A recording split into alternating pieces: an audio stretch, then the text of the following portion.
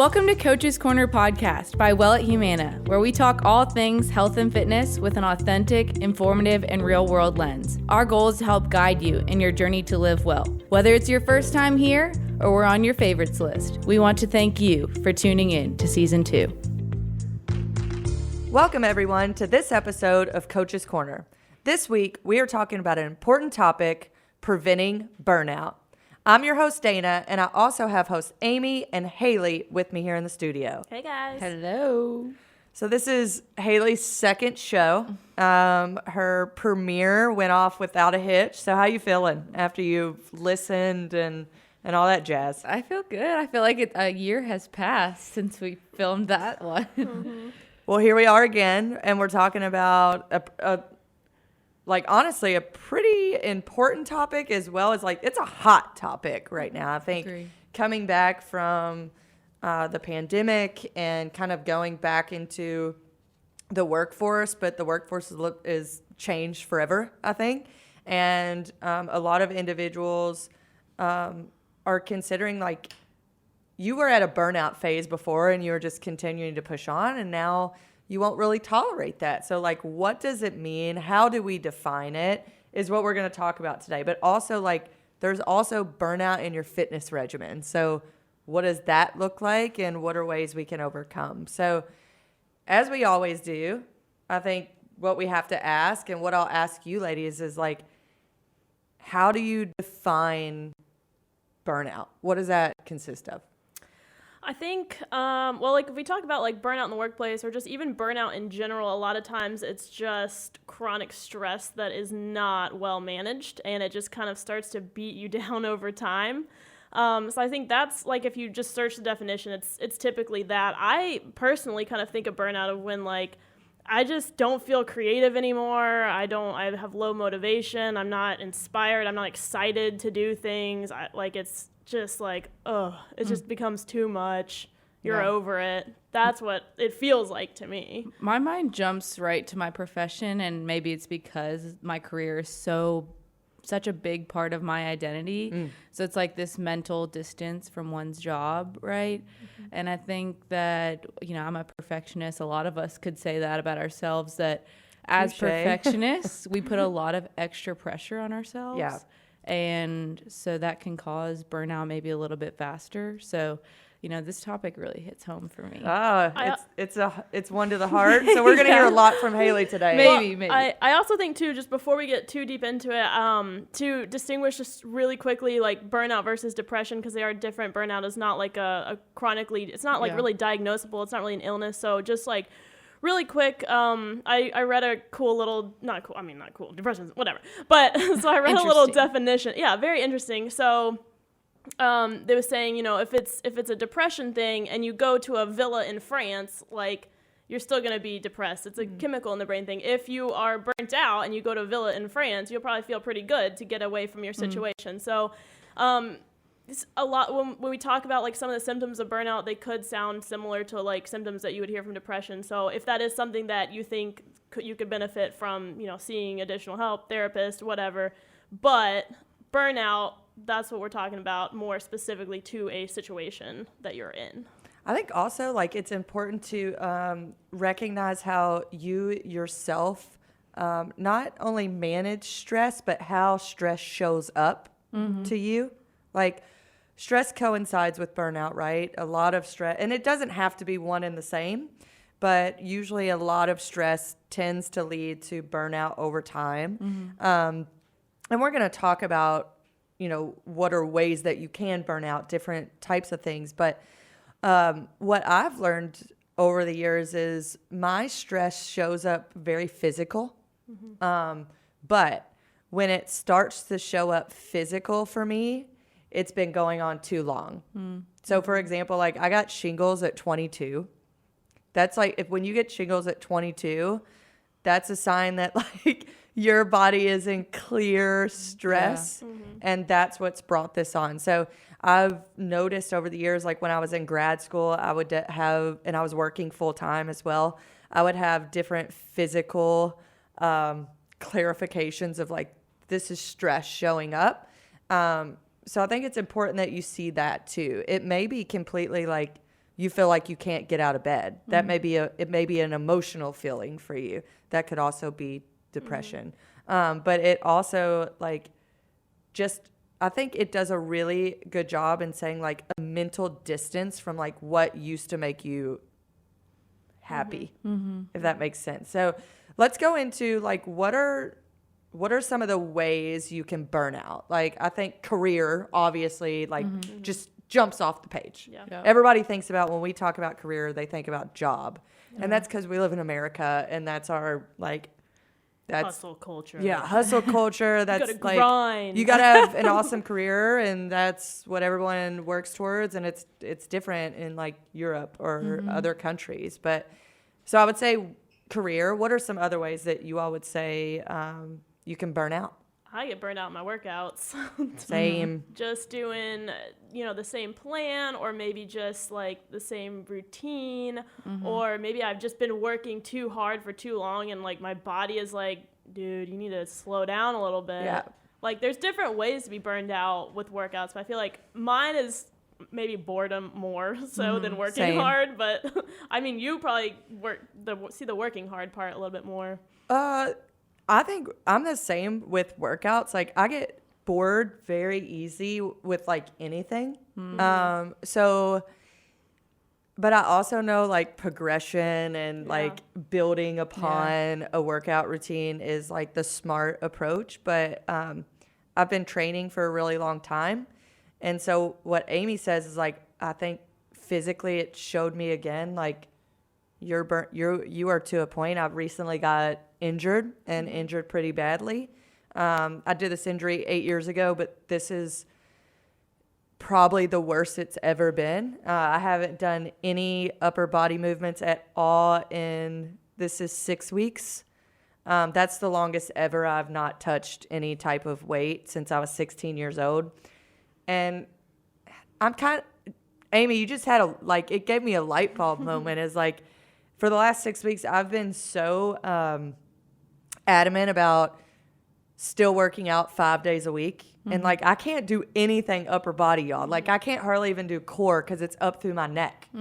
And so I've been doing legs 2 times a week, and I've been doing cardio 2 times a week. And then I do like some type of like box jumps, whatever I can think of that's not using my upper body. And maybe it was a sign to me like, dude, slow down. Yeah. Like, that's always where my reminders come from. Is like, Wow. I'm way too far gone, and then the reminders like Amy snap just you hit out me of with it. like, I just had a revelation here, y'all.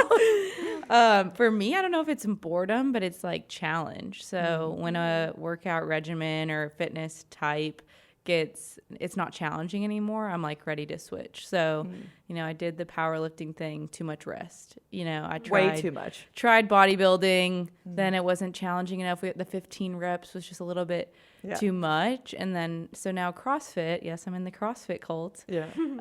She couldn't wait to tell you guys. I'm She so was excited.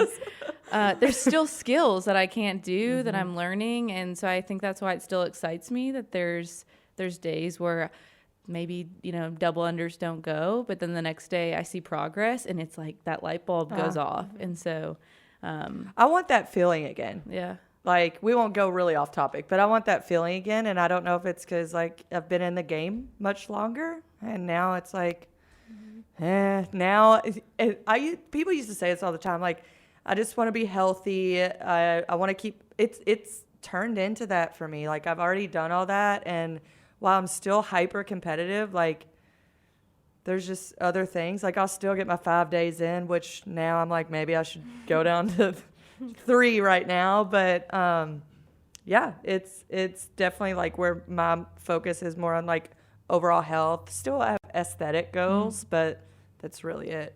And I think finding that reason why you work out will help you understand your burnout. Like, some people don't want to work out for the challenge, and that's fine. Like, you're in it just to like Overall health. clear your head after a long day, and that's great.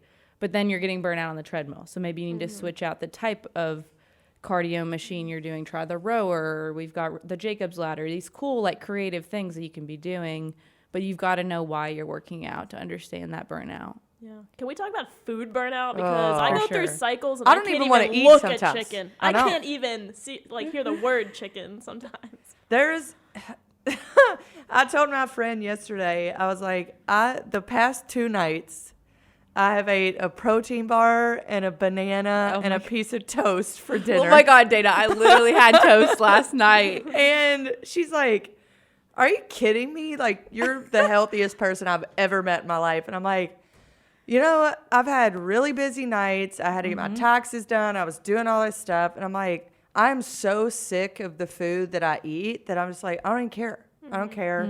Like, I just need something to fill me up and I'm fine. And like, that's where I'm at, is like, with food burnout is, I know you have to switch things up, and we'll give some suggestions later in the show, but like, what are some things that you all do, like top of mind, that you get out of food burnout? Because I'm in it and I've been in it for like 2 years. I think freestyling your meat, which sounds What? crazy. Did she say freestyling? Okay, your maybe I meat? should have heard phrased it it here different. first. So cook your meat. I told you she'd be good on this show. Cook your meats, ground turkey, chicken, and just put it in some Tupperware. And then like freestyle as you go. So That's like, what I do, but I'm even tired of that. Really? And I literally do 5 different types of meats or poultry, Okay. where it's like Oh. beef, chicken, steak, shrimp. I do some crab sometimes. Wow. You mix it up more She than I do. is, I yeah. cycle. And I cycle throwing it between down. like chicken and salmon. And like, I that's kind of freestyle the meat and poultry. I'm going to use this Oh phrase my everywhere. I gosh, love it. freestyle. I'm Some gonna people think may of that think it's every very time. inappropriate. But yeah. Amy, what you got? I mean, I don't even, because for the longest time I didn't even eat red meat. So I've actually started adding that into the mix to make things a little bit more fun. But I also really like clean meats. Like I like really like, grass fed and whatever, that kind of stuff. But I ventured it. I found this like really nice grass fed, like Polish sausage from Costco, like all beef, really natural stuff. I've been cutting that up and adding that in my eggs because I was sick of eggs, and I put some cheese. So I don't know, adding in a fun little element to your meals. some things I found too is like, if you can find like a quote unquote healthy restaurant, like a semi-healthy restaurant. For me, this is not a paid advertisement, but I love Core Life.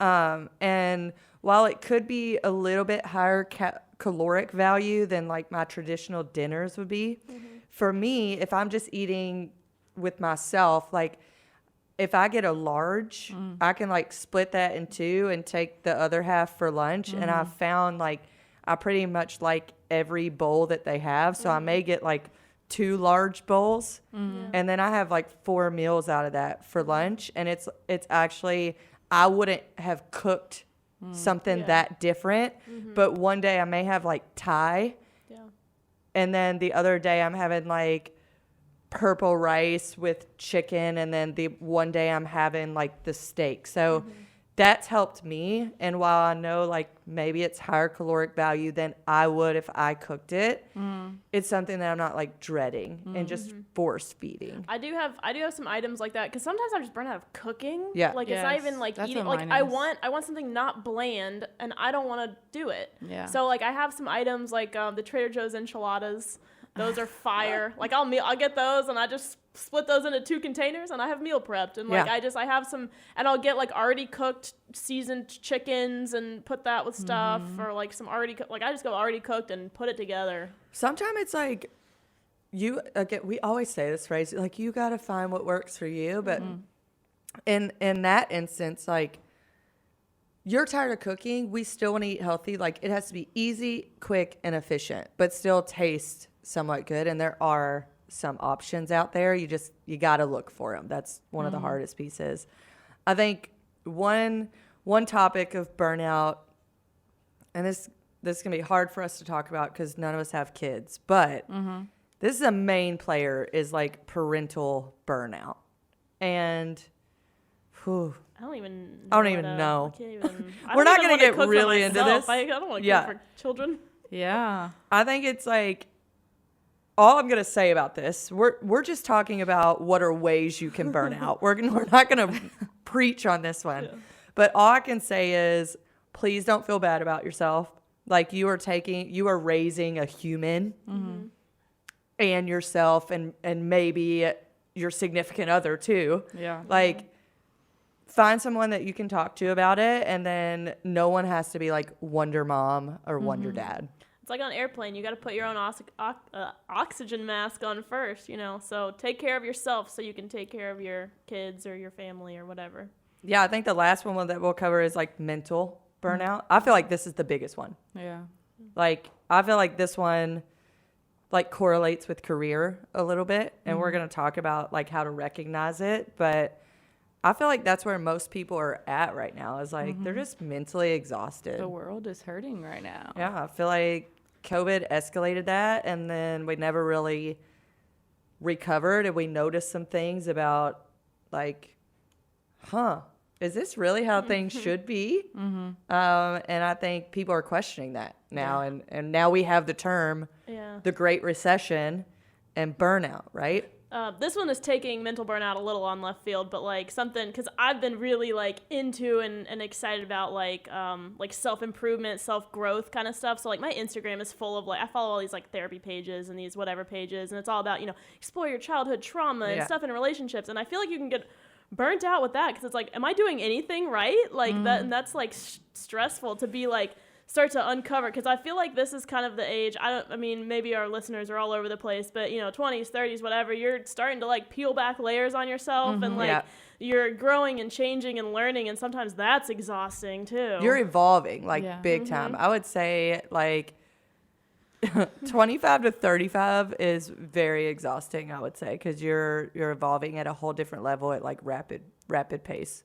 And like, Amy, it's something along the lines that you said is like, so I got invited to this, like, it's literally called Cool Kids Book Club. And it's something that, like, my organization is doing. And I really like to do stuff like this because I've gotten away from reading a little bit. And it's all personal development. There's some professional, but it's also like personal development. And then we meet like once a month and just talk about what we've read. And so I'm like, okay, I'll join. I got the invite. I'm like, I'll join. And then yesterday we got the invite for the meeting to order the book. And I'm like, when am I going to do this? Like, when am I going to have time to read 70 pages before we meet to talk about this? So then it's like, did I just set myself up for like more work when it's something like I am passionate about, but it's like, did I just add to a plate that was already completely full? And for what? Like, why? So I don't know. Those are things to question and ask yourself. But like, I think next we'll move to like, without the answer just being, oh, be self-aware. Like, how do you recognize burnout? Like, how do we? So how would you all start by that? I think Dana touched on physical, right? So mine would be emotional. I'm a crier. So I think crying is very healthy. It is healthy, but I'm usually crying at a point, again, where like we're too far gone down that road. Like, I should have recognized it. You should have cried before you cried. Okay. Yeah. I think we touched on physical symptoms, but I don't know that we fully like encompassed how much stress affects our body. And I know, like, specifically for me, like, I have Crohn's disease, and every time I go to like a doctor's appointment, that's one of the things they always ask, like, are you stressed? Because that's like the main thing that you can do to manage Crohn's, because that, like, stress directly impacts your gut. GI system. Like, that will literally cause a Crohn's flare. And they like, I ask that every time. Like, I went up to the Cleveland Clinic, and that was Are you ever like, no? And they're like, yes, you are. Well, so when I went up there for that big surgery 2 years ago, I was like, no, I don't really feel stressed. But then, like, when I think about what that time period was, literally, I was planning a wedding. I just had my house burned down. My dad just died. And I was like, but I didn't feel stressed. But, you like, know? all of that is, all like, of that, huge, impactful moments. And that's the other thing, too, like, to notice physically, because your mind might be like, no, you know, I'm fine. But then your body, you're noticing all of these physical symptoms. So that's something to pay attention to, even if you're, like, consciously like, I mean, I feel fine. Yeah. So notice both. Yeah. I think in just, like, listening to people, I went to the dentist the other day, and they were like, are you grinding your teeth at night? And I'm like, I don't think so. And I'm like, I used to a long time ago, but I don't think so. And they were like, do you clench your jaw a lot? And I'm like, every meeting, yeah. They're like, it's a sign of like, it's a coping mechanism to do that because of stress. But they're like, you can tell in your back teeth, like it's grinding down those back teeth. And then a couple weeks ago, I was getting I get like every 6 weeks I do a massage. And I was getting a massage, and she sees me all the time. It's like regular appointments. And she's like, oh my God, like your traps and your neck, like they won't relax. Like I get them and get all like the balls out, rolled out, like all that. And she's like, it's still, as soon as I push them down, they rise immediately. And she was like, I think you're sleeping like that all night because it's like a coping mechanism due to stress. And I'm like, okay, so what now? Yeah, it's things you like go through every day and then you don't see them. Yeah. So like, here we go, and then y'all. It's chronic. So then you're kind of used to functioning at this high level of stress and you don't realize maybe it doesn't need to be like that. And the pandemic definitely like started and sparked all of that. Like, so I noticed that I was like touching the door when I was leaving. This was like probably a year ago. And then I would have to double check, like, is the stove turned off? Is the toaster oven turned off? Like, so nearly like 30 years into it, and I go to a therapist, and the first thing she tells me is you have obsessive compulsive disorder. And so you're just like, what? And I was doing these like very physical actions to like show me, but like I didn't even realize that was a coping mechanism for my mind to be like, everything's okay. But that was like just stress that I was dealing with after years and years of like bottling that up, saying to myself, like, I got this. So I think it is something that's like, is kind of cool with burnout. Is like nothing about it is cool. But think about like where we are today versus like this would never be talked about 10 years ago. It's like, pull up your britches, Sally, like you're fine. Yeah. Wipe your tears. Yeah. And it would have dirt been in it would have been something where we don't talk about mental feelings or we don't talk about emotional for sure things. And I think what we can be excited about is that we're even like as a culture, we haven't done anything about it yet, but we're doing things, and we'll talk about that. Being made. It's like burnout's even mentioned now, and it's like widely known what that means, and I think that's growth. Now, like, where do we go from here to prevent what maybe our culture has created, right? So we've talked about recognizing and feeling emotional exhaustion, physical symptoms, to name a few, it'd be like headaches, digestive complications, muscle tension, high blood pressure, lack of motivation, low productivity. I think those are like really hand in hand. Self-doubt and low self-esteem self-doubt's a big one. And then this is a huge one that I think this one's the hardest to admit. Feelings of loneliness and detachment. So I've recently learned, I went to therapy a couple years ago. I don't anymore. Doesn't mean I won't go back because I really do love it. I just found I didn't have a lot to talk about anymore in the season of life, Amy. I had a lot I needed to like get out, but I do think I even think it would be good just to be able to talk about my job with someone that's like not has no emotional involvement and doesn't really care about me, doesn't like love me to like be my cheerleader, right? To like talk some sense into me sometimes. But what I've found lately is like, I didn't know this about myself, is when I am overwhelmed and stressed, I detach. And I had no idea of this, and it was so outside of my personality that I'm like, oh, like I do that. And like when I get really stressed, I get very to myself. I don't talk a lot. I don't go out as much with my friends. Like, and this usually stems from being overstimulated at work, is where like I completely detach myself from even my coworkers.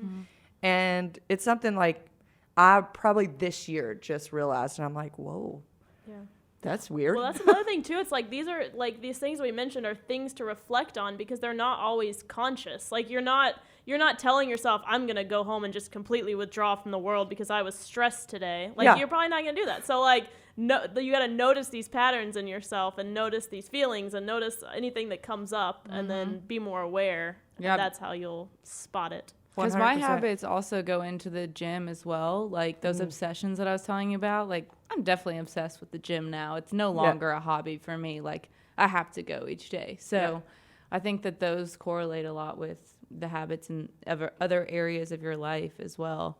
And I think we should, let's touch on like burnout and workouts specifically, like ways that maybe people can mix it up in the gym or find something to maybe stimulate them. Amy, like creativity, like how can you get more creative in the gym? I think it's even like, and Amy, I want you to answer this because I do think you have some creative workouts sometimes. But it's like, even though, Hayley, you like to be really challenged in the gym, and if it doesn't challenge you, it may not be fulfilling. Yeah. I think a part of you eventually, like, add some fun. What do you like? And for me, that's what I've had to do. I'm the opposite. Like, I'm all fun. I need to do some things. You need some serious, like for me, it's like what I probably need to do right now is like take some cycling classes. Like I truly enjoy spin and cycling. And I don't do it much anymore at all. I should probably hop in one, like once a week. And just, maybe I'll come take yours, Amy. Please do. And just like enjoy it instead of feeling like I have to. Yeah. What's some things you do? And even, as a coach, I understand like to keep the same workouts and progress them and whatever. But like mentally, I can't really do that. I got to mix it up. So I like to hop in classes. I hop in a Queen X class here and there. I'll try out a new gym. Like right now I'm trying out one. They had like a month promotion. So I'm doing that for a month. Love it. And then you also might go to these places and get like inspiration for your own workouts. So like I love formats that they're using at this other gym. So like when my month is up, I'm going to try to incorporate that in some of my workouts. Yeah. And sometimes I don't want to think about reps. I don't want to think about like whatever. So I'll go by time. I have a timer app on my phone, 20 on, 10 off, or 30 seconds on, 20, whatever. And I'll pick 2 exercises and go back and forth, pick 2 fun ones. Like I just like to mix it up. I like to have fun. So maybe like I should be a little bit more like Hayley and find some structure there. I don't know. Like but for me, I'm living through this. So right now my friend just joined CrossFit and I'm like living through her newness, like seeing her like learn how to do a snatch for the first time or like just learning like new names in the class. Like so maybe it's bringing a friend to the gym. Like sometimes you push yourself harder when you know your friend is watching next to you. Yeah, and so like I know she's in the class, so I got to show her like, oh look, Hayley's a beast. Like she's over there doing muscle ups and stuff. I like that. That's finding a buddy is like.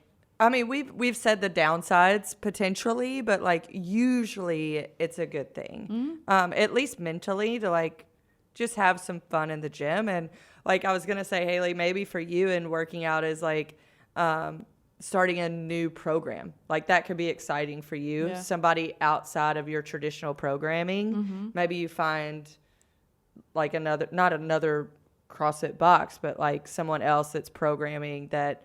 After a while, if you get tired of that, introduce some new programming to you. For me, that used to like excite me a lot.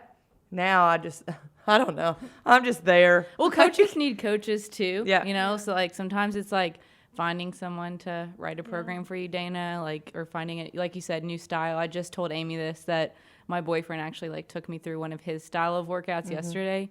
Think like pushing a sled. There's a sandbag, odd object that you're like throwing on your shoulder. I was like taking all kinds of rests, panting. He's like, I got to put you through these more often. You're a little uncomfortable. Yeah. And so, I think you're right. Trying new stuff. I did a program that Matt Hands developed. He did a 12-week one. And it was like, he knows my training probably better than anyone because he's known me for a long time. So he did he gave me exactly what I wanted, but what I needed too in it. So that was nice as well. It's hard to write for yourself, too. You do everything that you like. I don't want to do burpees. No. Yeah. We'll do kettlebell swings. I also find myself getting burnt out of music. So, especially, running or, music. And I can tell, if I'm getting burnt out. Yeah. Because I'm just like, ugh, I almost just want to go in silence. Like it's almost like food. Like nothing sounds good. Like, That's real. I don't know it. Like, and sometimes you like crave a certain style of music. You're like, I'm feeling my like grungy vibe now, or I'm feeling my emo phase, or I want some rap or whatever. So I'm like, in an emo phase now. I'll yeah, admit that. I am too, kind of. Yeah. So I like go to in mix like that up, just too. waves, strong waves too. It's I'll not even like do classical. subtle. I've done full rides to like classical music, full rides to like bluegrass. So we were in a meeting the other run, day. This is super weird. We were in a meeting the other day, and it was with the radio show, and they said that their listeners that listen to classical music are all Gen Z. Their youngest audience Really? was listening to classical. I'm like, what? Yeah. What did she say? Like 18 to 25? I think it was 18 to 24. Yeah. Like, I'm like, excuse me? She's like, we know. We have no idea. It's mind blowing to us Beethoven's too. got some bangers. Yeah. Like, Hey, they do be showing up on Yeah. TikTok though, don't well, they? that's what she said, that they think that they're for TikTok. So they all, but we were like, what? Yeah, that came to mind. So I want to talk about this before we go into like the final segment of like how we can prevent and recover from burnout. And we could get spicy with this. So let's try to keep this one short, but like Salt and pepper only. yes, no other sauces. How has burnout evolved due to cultural norms? So I'll turn this over to you guys first. What do you think? Being in social media, I feel like it can say this, but technology has really turned the tables on, like, we're scrolling and seeing glimpses of everyone's lives. That's the highlight of their lives, right? Mm-hmm. But when we see that picture, we create this narrative in our head. Like, that's our perception of what we think is happening in that picture. It could be like Amy, you and your dog, and I'm like, oh my gosh, Everyone's cooler than you are on social media, right? Like when you visualize that and you see something cool, or you see a reel, or you see somebody's story and they're doing something cool, everyone's cooler than you. And if you like it, and it's really hard for young people. This is where I'm going to touch on. Like, it's super hard for young people because they've never had without technology. I'm going to reveal my age. Like, I grew up with technology, but I also didn't. Like, we played Oregon Trail and then y'all are playing TikTok, right? So like Playing TikTok. See, Oh, jeez. come on. But it was a little different. Like, we weren't judged that harshly, and we weren't exposed to anything instant. Things took longer to happen, and you weren't exposed to this pursuit of like success that I think technology showcases. Like, what do you see on Instagram? Like, you see billionaires, cars, you see influencers, all of that, and they tell you to work 17 hours a day and all this stuff, and like that creates in your mind what you think you have to be doing. Yeah, it reveals like holes in your own life that you're putting onto them. And I think the fitness and wellness industry is almost one of the worst, because all One of the worst. You're just seeing a glimpse. Like, you're seeing literally they've done the set and then they do an extra set at their best, like, to show you what it looks like. So you don't actually see what it even looks like when they're doing. And they spray water and oil on themselves to look good doing it. Like, you just come on. don't know what's behind the scenes. So I think that has definitely exacerbated burnout. I was reading this article. So Finland got named the happiest country this year, last year, whatever. And so I was reading like the things that they do, and it's like they're outside a lot. And even though it's cold, it's called sisu. It just kind of means power through it and go outside and be in the elements and enjoy that. But something that relates to that, and I'm not even going to try to like say the Finnish phrase for this, but it translates to the one who has happiness should hide it. So instead of like humble bragging and gloating all over Instagram, like live in your moments and experience that. And I mean, I'm guilty of it. I love posting on Instagram, and I love taking my little pictures and making them all cute and putting them up there. But it is interesting, and it says like if you're spending less time doing that like humble bragging or trying to make your life seem good and you're like living it, you're also less likely to be sucked into toxic cycle and like being in the moment, being with your people. Like, I think that's part of the problem too. We try to add to our plate. Like, we get those moments of like unplugging. Maybe we take a day off in the gym because we notice our body's a little sore. And then we're like, oh, what else can I do? I can do the laundry. Like, I can go to the grocery store. But like, why don't we just like take an hour to just like be and like, think about what's actually going on in our lives? Because you have like, what I'm going to say is American cultural norms of like busyness, right? And Busy it's also, like, equals, competition. right? Busy equals important. Or like Amy said, competition, which I love a good healthy dose of competition. But a lot in our culture is a relentless pursuit to be better than someone else. It's also something in the Finland article too. They're very trusting, and I feel like in our culture, like competition, it's always like you versus the other person. It's never like how can we come together and lift each other up and do everything better. It's almost like it's very competitive and not so much collaborative. And not such like a good competitive either, because it's a pursuit at all costs. And that's what we're talking about with like the fast-paced culture that we're in of like, again, busy equals success or busy equals important. Like, how many times have you heard someone say like, oh, I have this to do, this to do, this to do, this to do? Like, it makes them feel valid. How many times have you bragged, I get to sit on the couch today, right? So it's like, look at those two different statements when like you truly would rather be sitting on the couch, but you want someone to see you as quote unquote success. And like that doesn't, half of us are miserable, right? So it's like, where do we find what we're really feeling versus what we're portraying? Yeah. So we talk about that, okay. And How do we balance. prevent, how do we recover from burnout? So we have a lot of these. We're not going to go over all of them. You can list them a little bit. Yeah, go ahead and list them. Let's talk about like, how do we prevent maybe first? I think that's the first. I think we can talk about it maybe like using an example. So Exos. Yeah, let's use our company, Yeah, Exos. the company we work for. They just announced the Readiness Culture Code, which is a way to prevent. They're trying to be proactive. And there's a lot of different ways that they have introduced. You know, one of them is the 90-minute rule. So requiring a 15-minute break. If you've got 90 minutes that you're meeting or you're doing something, remove yourself from that for 15 minutes. Give yourself a mental break. Maybe it's walking on a treadmill. Maybe it's going around the block. Like, just forcing yourself to remove yourself so you can reset. Calendar chunking is an interesting one that I actually want to try.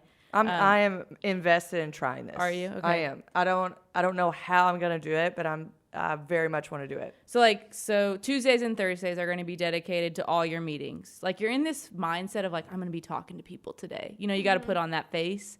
And then your Monday, Wednesday, Fridays are going to be head down time where you can actually get your projects maybe moved forward. So you're never in this feeling of like, man, I've been through so many meetings. When am I ever going to get anything done? That's how I feel every day. You're being Every Never single get day. into that like flow state because it's like you Every sit day. down, you answer 2 emails, it's time for another call, Yeah. or you start a project, time for another call. It'll be 4:00 when I leave here, and like I've got nothing Right. on my to-do list done at all, just because I've been in 7 meetings all day, right?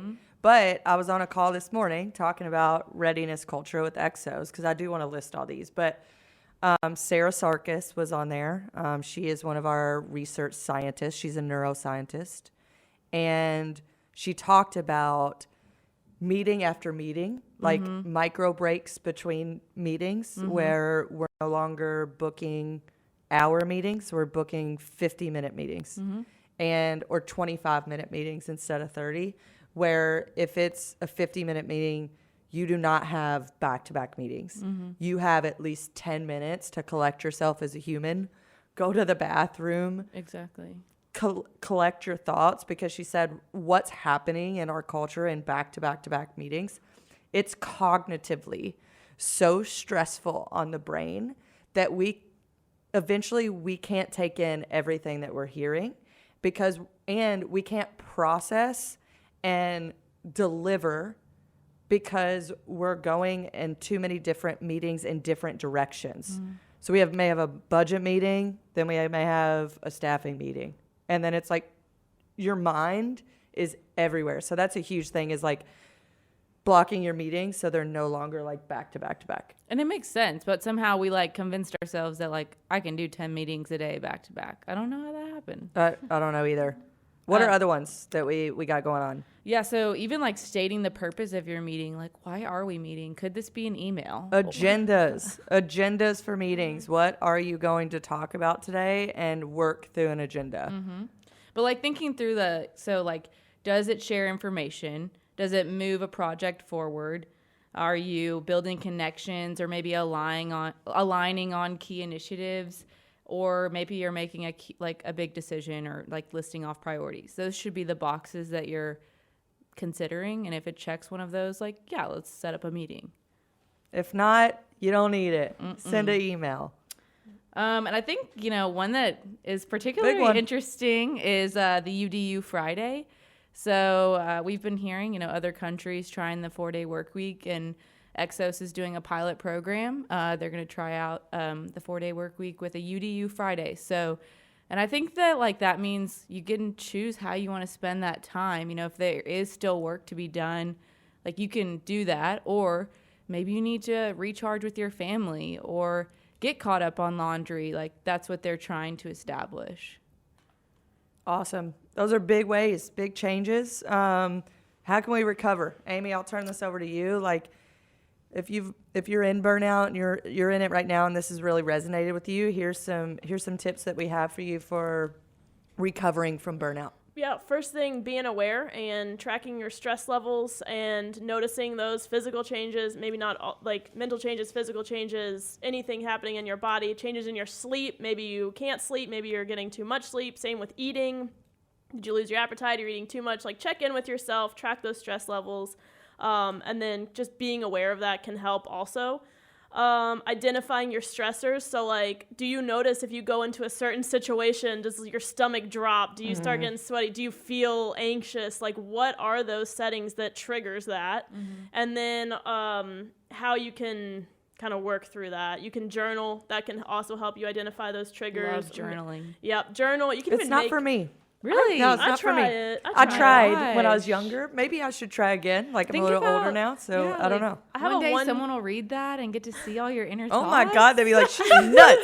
I have a 1 question a night journal. It's a journal and has 1 question, and it's a 1 sentence thing. Oh, very cool. And so that's something I can commit to. Yeah. And it tracks 5 years. There's enough lines, so I can as I'm writing this year, I started it last year. I can go back and see my answers. Have you looked at any and you're like, what in the world? I have. It's funny. I was like, ooh, that was a different stage of life. So journaling, seeking professional help if you need it, whether that's a coach for your workouts, whether that's a therapist, if you think it might be something more, or if you just need help navigating burnout and getting that routine in place. Building a support network, reaching out to family, friends, maybe your boss, talk through hey, this is what I'm experiencing. What can we do to work on this? I'm just going to say that's not done enough. Yeah. If you're, I hope that you have a good relationship with your superiors, but if you are experiencing that, they don't know until they know, right? And if they know, maybe they can help in just level setting. And like we said, we put expectations on ourselves, and maybe those don't even need to be there. So I would strongly encourage that one. Yeah. And maybe that's that buzzword, boundaries, figuring that out, turn your computer off, whatever you got to do. Moving your body, that's important. That just helps everything. Endorphins make you happy, people. That's usually a good answer for a lot of things. Take a walk. Learning stress management techniques too. This is a big one. Whether that's meditation, whether that's just breathing, whether that's knowing when to remove yourself from a situation and take a second, whether that's going for a walk. So just learning some different stress techniques, finding out what works for you, trying that out in those stressful situations. Creating a work-life balance. This one's big, and it's always talked about. It's almost talked about so much that we're numb to it. Yes. We hear it, but we don't really implement it. This phrase is what I'm trying to live by right now. We don't live to work. We work to live and create experiences. I even like how Amy put it in here. We work to live a financially stress-free life. Mm-hmm. That's something that really hit home when I looked at this and it's something I've been practicing for 3 years is you know what? Those emails will be here tomorrow. Mm-hmm. Mm-hmm. Just because I have it in my inbox today does not mean I need to respond. today. And I think the fitness industry is terrible for it because we're really fast paced. We're a really fast paced industry. But for me, like, I'm actually trying to do this right now and set a different type of cultural tone. I'm not doing a good job right now, but give me a minute. Set a different like cultural tone amongst our team on like, and I've talked to my managers about it that manage other people, is that like, if I do send you a note in the evening, I do not expect you to respond. And I want you to hear that like out of my mouth. It is just like, I'm trying to catch up on some things. I don't expect a response from you. And I want to go even further to like, when we talk about our readiness culture within our team, to like state, sometimes it's okay if there's a few days between like getting an email back. I think we had so many players that would just like respond so quickly. And it's like, a lot of us have a lot on our plate, and I'm okay if you don't respond to me within a day. And something else too to think about is notice where that stress is coming from. Is that stress coming from another person? Like, do you feel like a boss is you know, down your back about that stuff, and then maybe that is that conversation, that is that boundaries, but is it stress that you're placing on yourself? Like, that email doesn't really, it's not, no one's gonna die if you don't send an email about a membership question. Like, we're good, but like, are you placing that stress on yourself? And maybe that's what I used to do really badly. Doing things that you enjoy. So again, like you were saying with the book, like, don't add more things that's going to stress you out. But because you feel like you should do it. Yeah, don't feel like you should, but like that's also I don't know what I did there. Like I started roller skating. Like that's fun for Amy's me. been crushing that's it. Follow her that's my Instagram. new challenge. She's getting I cute didn't post outfits. it. I didn't post on Instagram. She has But knee pads, elbow you have pads. to. It's like, extremely dangerous. Yes. But do something that you enjoy. There's that quote. I think we said on a podcast before. You're not tired because you're doing too much. You're tired because you're doing too little of what sets your soul on fire. Yes. So notice, like, how are you spending your time? Do you want to try something new and be creative? Like, maybe that's something too to help you get out of that mental rut. Create a healthy sleep schedule. That's important.